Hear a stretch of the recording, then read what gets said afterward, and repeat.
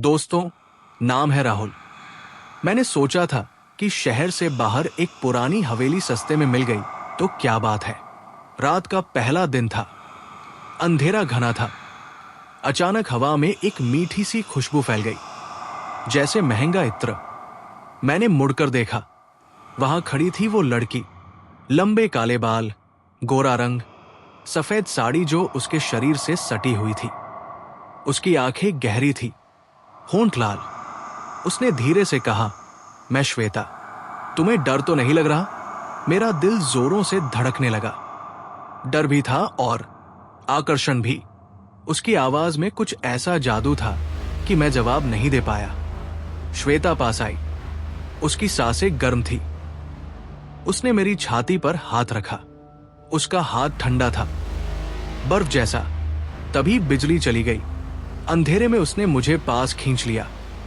अकेले मत रहो, आज रात मेरे साथ रहो, उसने कान में फुसफुसाया। दूसरी रात फिर वही हुआ। श्वेता आई। इस बार उसकी साड़ी का पल्लू थोड़ा सरक गया था। उसकी गर्दन, कंधे, कमर चांदनी में चमक रही थी। उसने मुझे बिस्तर की तरफ खींचा। उसके होंठ मेरे होठों पर आए। किस इतना गहरा था कि मैं सब भूल गया। उसकी उंगलियां मेरी पीठ पर नाखून गाड़ रही थी।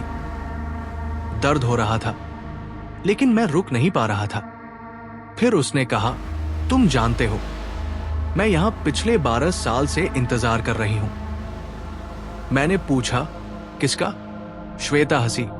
उसकी आंखें लाल हो गई। उस शख्स का जिसने मुझे चाकू मारकर मार डाला था। मुझे अचानक ठंड लग गई। मैंने पीछे हटना चाहा, लेकिन वो मुझे छोड़ने को तैयार नहीं थी। उसने मुझे दीवार से सटा दिया। मैंने किसी तरह पास की अलमारी खोली। अंदर पुरानी तस्वीरें थी। उस तस्वीर में श्वेता थी और उसके साथ वो लड़का जिसका चेहरा बिल्कुल मेरा चेहरा था। श्वेता मेरे कान में बोली, अब समझ आए? तुम वही हो। हर 12 साल बाद तुम नया शरीर लेकर वापस आते हो।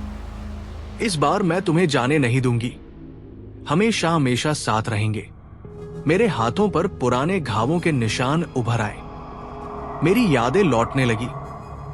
मैं ही था, उसका वो प्रेमी जिसने उसे मारा था। श्वेता मुस्कुराई, फिर मेरे गले पर अपने ठंडे होंठ रख दिए। अब कोई भागने वाला नहीं है मेरे प्यार।